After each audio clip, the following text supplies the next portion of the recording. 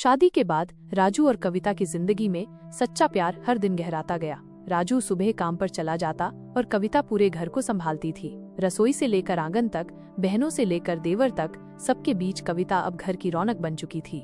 निर्मा, सुखा, जसा, हविया, चारों बहनों के साथ कविता का रिश्ता बहन से बढ़कर दोस्त जैसा हो गया था। सुबह सुबह सबसे पहले कविता उठती, आंगन साफ करती, तुलसी में पानी देती और फिर एक एक कर सबको चाय के लिए पुकारती। दीदी चाय बन गई है, उठिए। सुखा, तुम्हारी पसंद की अदरक वाली बनाई है। सब चाय लेकर बैठती और फिर बातों का सिलसिला शुरू होता।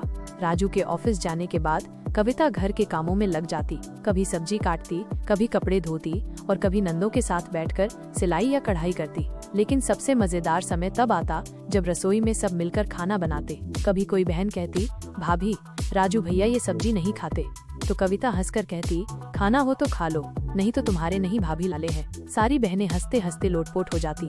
कन्हैया लाल, जो राजू का छोटा भाई था, अब कॉलेज में पढ़ता था, लेकिन उसे सोशल मीडिया का बहुत शौक था। कभी कविता की वीडियो बना लेता, कभी गाना गाता, कभी कहता, भाभी आज आपकी रील बनाएंगे।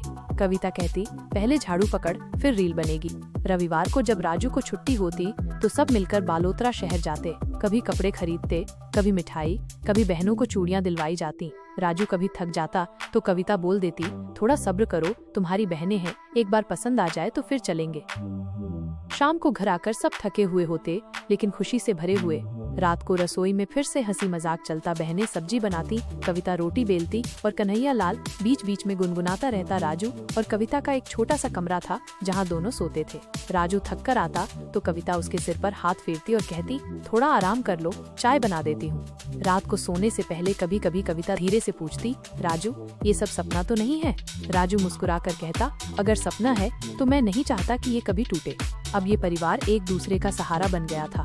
कविता अब सिर्फ एक बहू नहीं, इस घर की बेटी बन गई थी। और राजू, वो हर रोज काम से लौटते वक्त यही सोचता था, इस घर में जो सुकून है वो दुनिया की किसी नौकरी, किसी शोहरत से बड़ा है।